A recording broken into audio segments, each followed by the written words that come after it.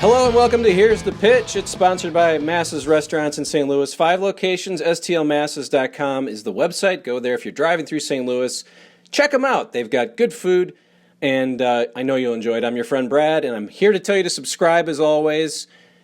Only subscribers get this type of content, new content all the time, and we're very excited. Tracey Millman is over there on my Zoom call. Hello, Tracey. I can't believe it. Hello, Brad. Hello, everybody.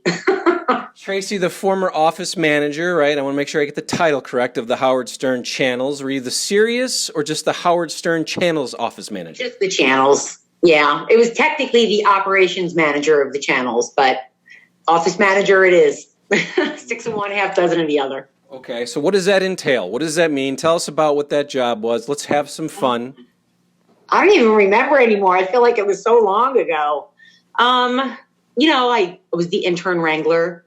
I did a lot of financial stuff.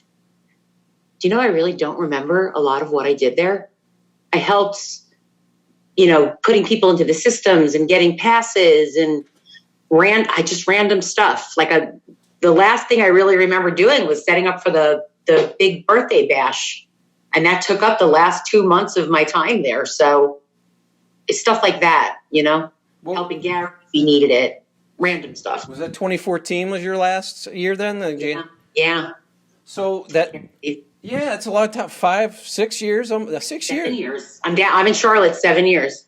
So let's go. Let's start from the back, and we'll work our way around a little bit. We'll do a little mixing of the pot, and hopefully I'll get you to yell at me a little bit, and hopefully people will enjoy it. I don't yell anymore. I'm much calmer now. So am I. We had that conversation. When you leave a job like that, you kind of mellow a little bit. But Tell us a little bit about, so you were there for a long time. People remember your voice. You yelled at Grillo, gave him some fun. That was kind of how we first got to hear from you. But 2014, you decide to leave. Tell us a little bit about just kind of that time. It was your decision, right? It was my decision. It was actually, I left in 2014, but in 2013, I had started to look for a place to buy in New York. I was living in a 200 square foot studio for $1,600 a month. The apartment next to mine, a Chinese restaurant was renting, and literally every night the door would slam and open and slam and open and slam and slam and slam because the guy was coming to pick up the deliveries. And I was like, I can't do this anymore.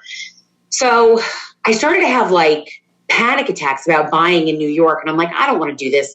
And I had read an article in the New York Post about how 14% of New York residents had relocated to the Charlotte area. There was a big job market, so on and so forth. So in September of 2013, I booked a flight for a weekend, got a hotel, came down. One of my old bosses, who I'm sure anyone who listens to the show knows, Harvey Leeds, he hooked me up with some friends that lived down here. They kind of showed me around. It turned out that iHeart was having a festival down here that weekend, and being that I worked in the music industry, a bunch of my friends were down, and I had the best weekend ever. So I came for the weekend. I got in touch with a realtor. 2 months later, I came back. I rented an apartment. And then through December, I kind of started to slowly get everything together. I had to get a car, which I hadn't had in over 10 years, things like that. And then I came back. I gave my notice. Everyone was kind of shocked. No one saw it coming. And then my lease was up at the end of the year, but the birthday bash was coming in. They knew they needed my help for the birthday bash because I was doing just a lot of the background stuff. So I stayed the extra month. I actually moved in to the apartment with 2 of the Takes team guys, one of them who's now MARCI's husband, Ben. So they hosted me for a month. I stayed it through and then packed up the car and left. That was it. And it's so weird. Everybody loves the show, but when someone leaves, it's always like, what happened? Why'd they leave? Where'd they go? And no one says anything either. So it always becomes this shroud of conspiracy. Tracey, what did she do? And was it mentioned on the show? Did it ever come up? I don't think so. And I don't think that Howard's like that. I mean, he was very sweet when I left. We sat down in the studio together. We talked for a while. I mean, if I could have stayed at that job and left New York, I would have. But I was going 800 miles away. There was nothing that I could do. He was a wonderful guy to work for. I loved everybody that I worked with. But sometimes you just leave. And I don't think he likes to make something of it because there are so many, I hate to say it, jackasses out there that come up with their conclusions. They make drama out of it. And You can think what you want. You can say I got fired. You can do whatever you want. I know the truth. They know the truth. Anyone in my life knows the truth. I don't really care anymore. It's so past tense. You know what I mean? But it's funny because, I have a whole list of questions, but this morning I thought about this and I thought, it's always odd to me that because you guys all become characters. You become part of the show. When you're on that show, they feel like they know you. And so when you're gone and then nothing is said about it, and this happens all the time. Brent and Shuli and just go down the list. So then those guys have to go out and say, here's what happened. And then people are like, I don't believe you. It would just seem like it'd be easier for Howard if he just said, thanks to Tracey. Well, we had a great time with her. But it's so weird to me that doesn't happen. I can't speak for him. I can't say what goes through his head. I would never do that anyway. He has his reasons, whatever they are, and I'm fine with it. Like I said, I don't care what people think. I don't think Shuli cares. I don't think Brent cares. It is what it is. Life goes on. The show goes on, whether we're part of it, whether we're not. So you're happy. You sound happy. I said I want you to curse at me a little bit. You said you don't even do that anymore. But what are you doing now? Tell us a little bit about how things are going for you right now in 2021. God. Well, when I first got down here, I got a job working for one of the radio shows at iHeart, which was totally weird because it was a female-based show. Like the audience was primarily female, which was so opposite of everything that I knew. And I was kind of doing the same thing down there. And then probably about 3 years in, their fan base had kind of started to just dissipate a little, not dissipate, but there were rumors they were going to add some stations, move some stations. We didn't really know what was going on. So they were trying to really work on their digital aspect. So they had switched me over to sales. And anyone who knows me knows that's not for me. I'm not going to sell. I'm not that girl. I'm just not interested. So I let them pay out my contracts. And then I've been going to school. Actually, I'm going back for a degree in IT and cloud virtualization, which is kind of cool. But currently for work, I work at this company that I've only been there for a few months and I absolutely love it. It's a power company, but they build solar fields. They build electric charging stations. They build and repair cell towers. They build networks for companies. It's stuff to me that's so fascinating that I never thought I would get into. But the day that I went for the interview, I had been interviewing with them and I had been interviewing with a real estate company. And the guy who the real estate company was for, very well known down here, a very lucrative company. It was more money. It was 15 minutes from my house. This company pays a little bit less, is 45 minutes from my house, but I knew it was what I wanted to do. I just thought that the opportunities there were so cool and to see how these things work. And I love it. I made the right choice. That's so cool. I don't ever really talk about what I do for the real world, but I'm a scrum master now. That's what, I don't know if you know that word, and I tell my friends and they're like, what the what? I'm like, trust me, it's perfect for me. I'm not going to go through it here, but being in broadcasting and then just totally disassociating and doing something totally different is fun because I see the end of my, work life. I can see retirement. I always say that. I'm like, I didn't see retirement where I was. And so now it's kind of fun. It's fun to be able to and when we had a pre-conversation with that's kind of what I talked about with these. It's like Tim Sabian, he loves what he's doing now. I guess Shuli loves what he's doing. It's fun to hear what you guys do after. But let me get back to how did you end up in the Howard Stern arena? How did you just get that job in the office manager job? How did it all come together? It's funny. I can't remember what I did every day, but I remember when I got the job. So like I said, everyone knows, I'm sure, that listens to the show, the Leeds brothers, Harvey Leeds and Steve Leeds. And I had been working at Sony Music for Harvey in artist development. And at the time, Howard was getting ready to leave K-Rock and go over to Sirius, and they were looking for somebody that they were going to take with them to fill that role. So Harvey called Gary, and Steve Leeds already worked at Sirius, so he kind of had a conversation with Gary too, and they were bringing in a ton of people. And I remember going to K-Rock, and I had a meet with Howard's old assistant, Laura, and Gary, and I got there were people waiting. I left, there were people waiting. It was a revolving door of people coming in. And they were like, all right, we're probably going to make a decision in a week or so. We'll let you know. And I had been standing on the street in front of a venue getting ready for a Natasha Bedingfield showcase that we were putting together. And all of a sudden, Laura called me, and she's literally not even 24 hours later, and offered me the job, and that was it. And that was at K-Rock or Sirius? K-Rock or Sirius? Yeah. It started at K-Rock? I started at K-Rock. I was at K-Rock. 2.5 months before we moved. Okay. So then you got to move along with everybody else. What was that? What were those times like? Just kind of, because I think everybody there had to be sad at the K-Rock place, but then you move into a new place where they're just like balloons and confetti, I'm sure. Well, it was weird because the setup that we had at K-Rock, where the studio was and the office with like Will and Jason and Gary and the interns, that was on one side of the building and my office was on the other side of the building. So it always made it very difficult for me. Like I didn't really spend a lot of time down there with them. They came to my office now and then, and I went down there, but I didn't really get a chance to bond with them. And I didn't really get a chance to see them interacting with other people from the station. It wasn't until we moved that I really got to know everybody and felt more like I was part of it. But it was also weird because when we got to Sirius, we were closed off from everybody else. You weren't allowed into the compound. You had to have a key card to get in. So at the time back then, I still smoked. So I was able to go outside and hang out with people and we would go smoke cigarettes together. And that's how I got to really know most of the people at Sirius. But in the beginning, it was weird because you couldn't really meet with people because they couldn't come back there. So unless you were going out, no one was coming in. But it was great in the end. And you worked with Howard pretty closely, right? You had a lot of like inner dealings, meetings and things, right? Or no? Yeah, there were meetings. I did work with him closely, but it was weird because after the show, he would go into his office, he would do his thing for a little bit, and he would get up and leave. So I didn't have the time with him that everyone else did. I didn't go in during breaks. Like sometimes I did if I needed to give him a message or something like that.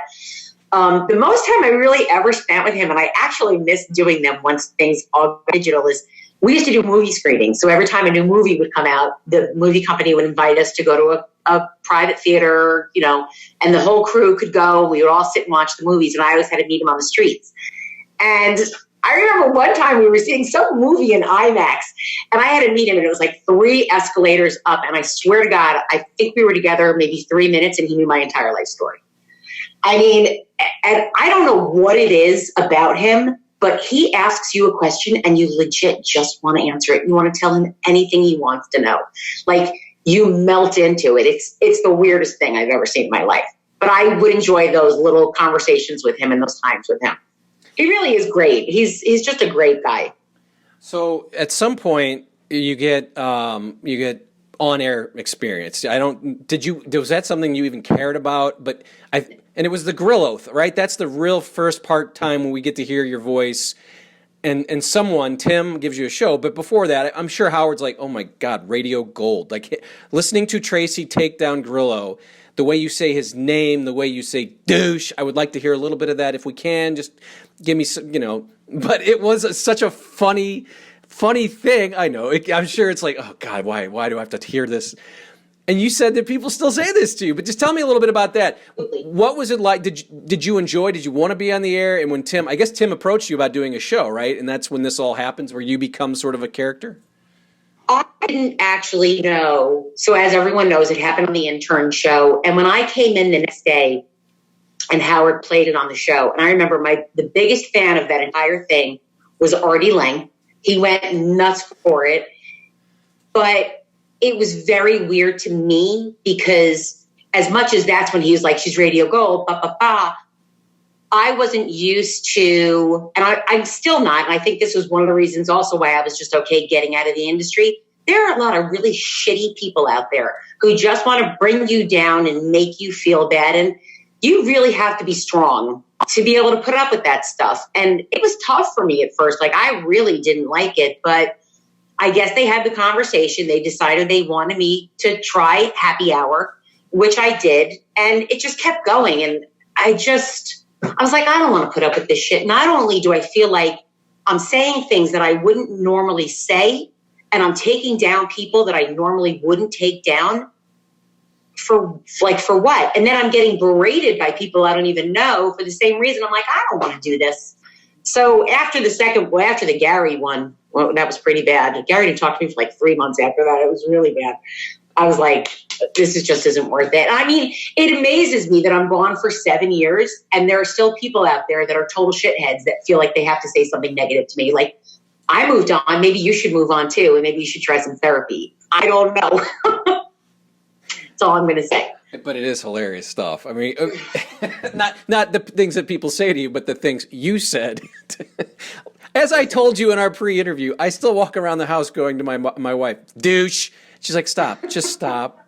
But it's funny. But you mentioned the Gary thing. How hard was that? Because you guys are tight and you have to work together. And now you're on a radio show and this is exactly what Howard wanted, right? So now you're trying to play. What Howard wanted, but at the same time, I don't feel that I said anything that the Howard TV guys didn't say, like when they caught him sleeping in the office. Those were the things I brought up.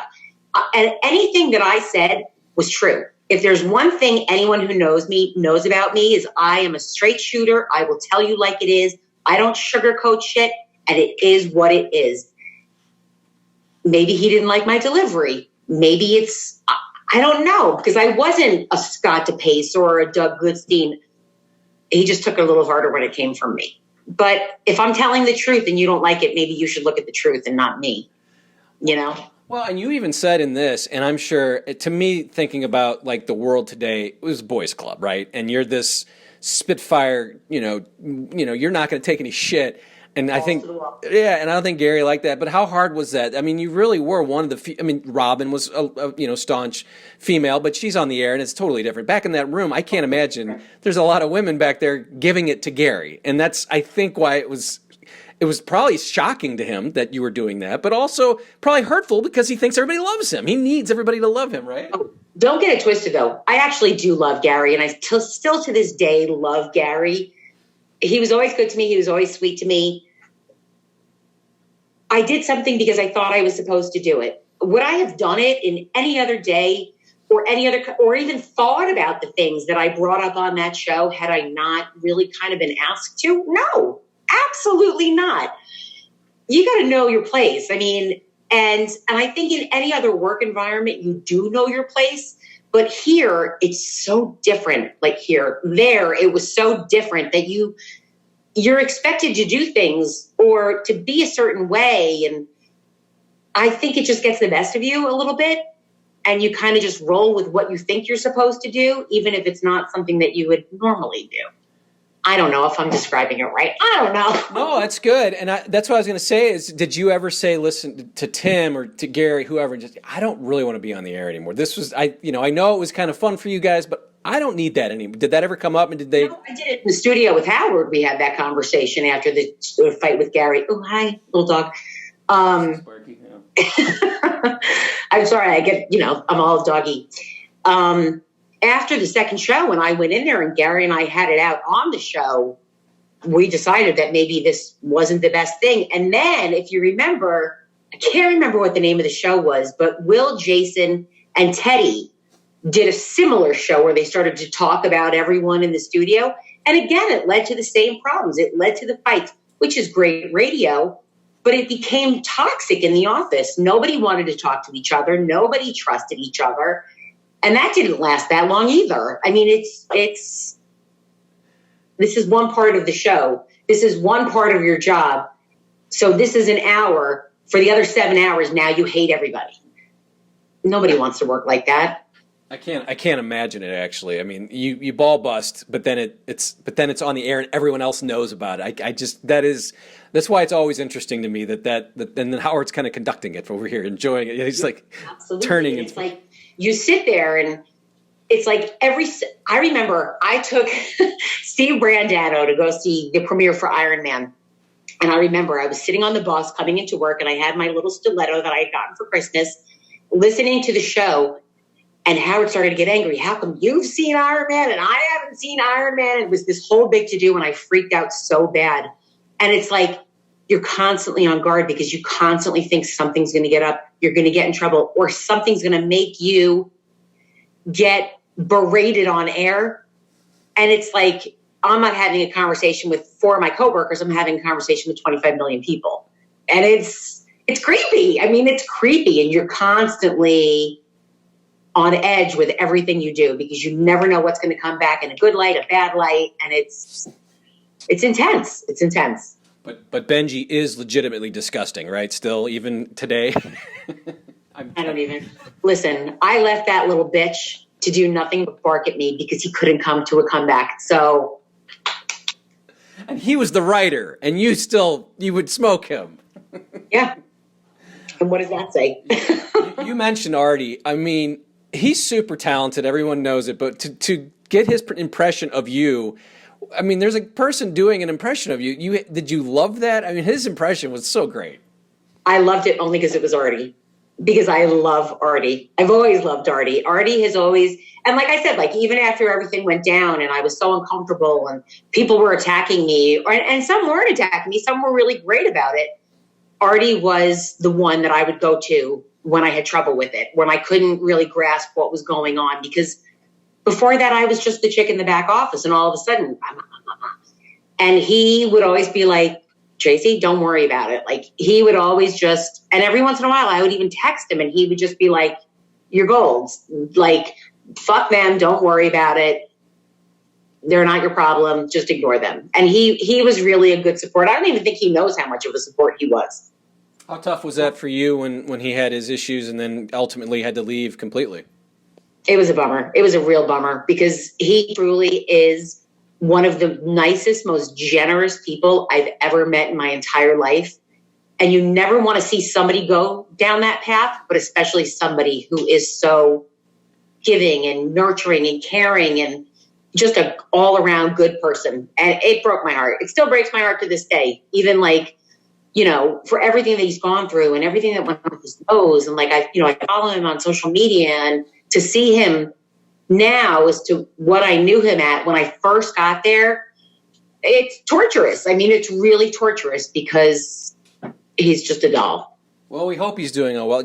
I'm assuming, I always ask everyone, how's Artie if you talk to him? I'm assuming you are not in contact with Mr. Lange. No.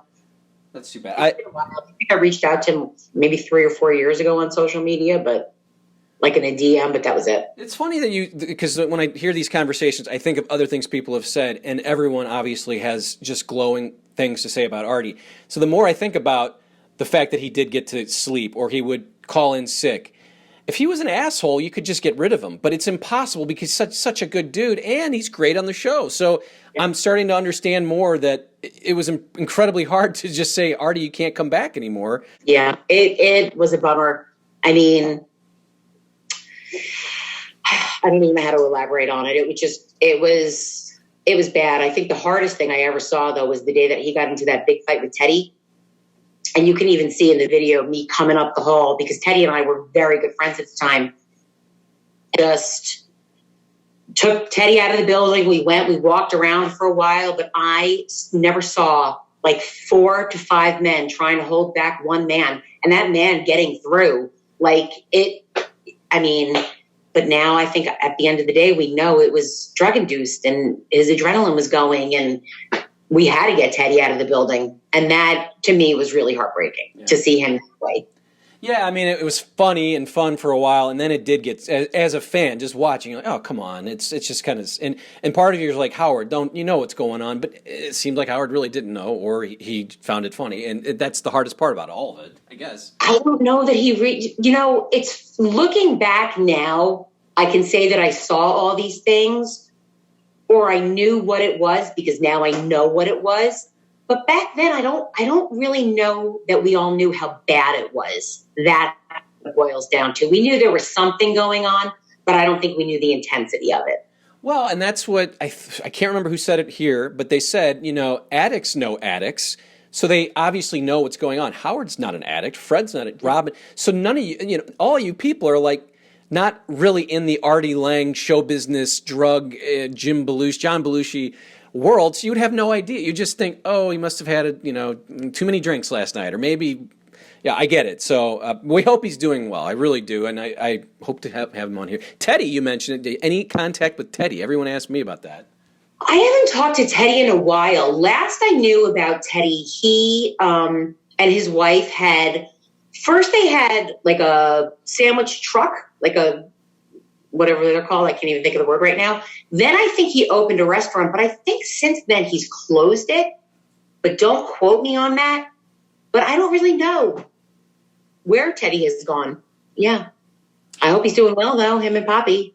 Yeah. Well, I'm going to name some names. You just say what you want to say, all right? Will Murray.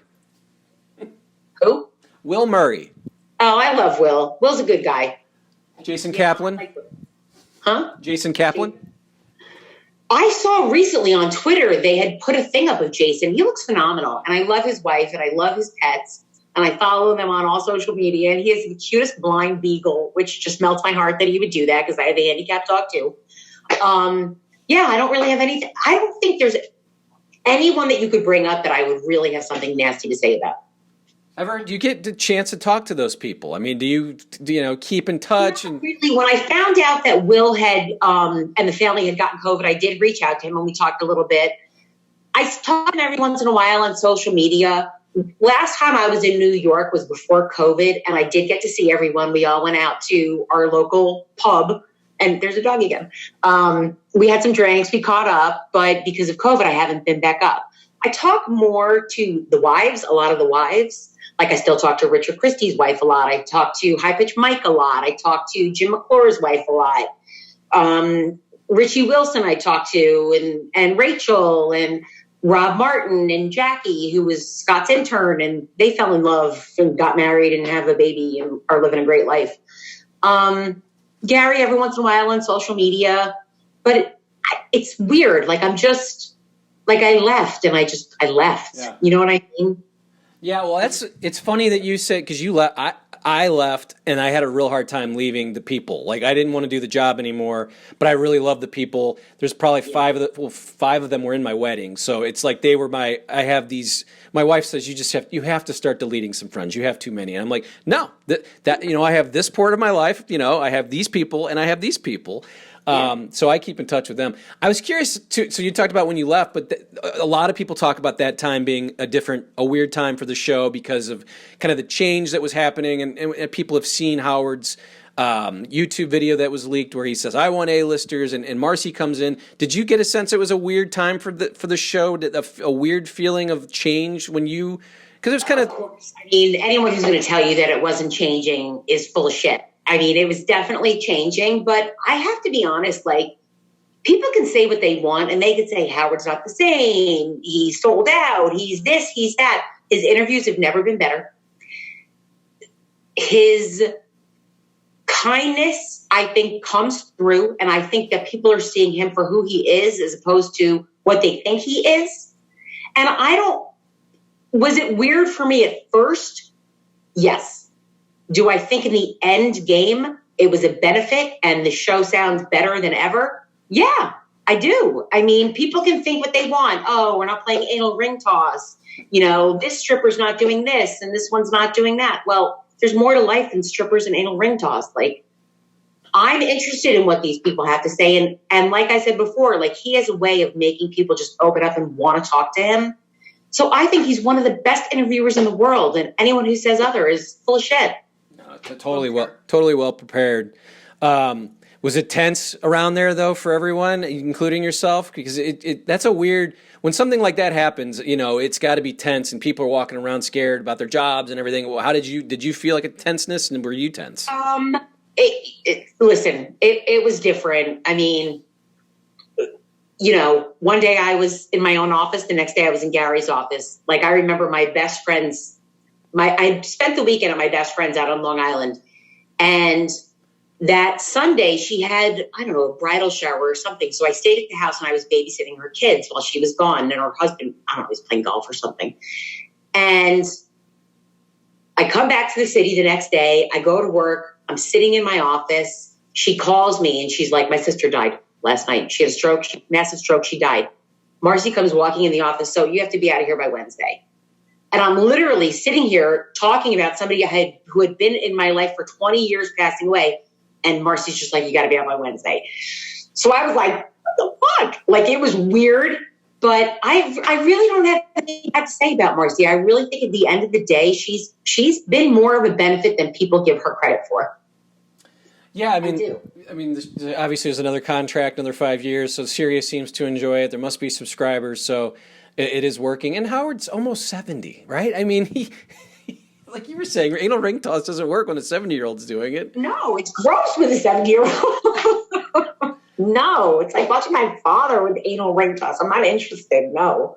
Well, do you have favorite memories from there that you kind of think back at, things that are just, you go, wow, that was fun. Man, that was funny. That was good, Oh, absolutely. I mean, I remember there were some days where I would sit in the office and things would go on and I would cackle. I would cackle. And I had a receiver right from the studio in my office.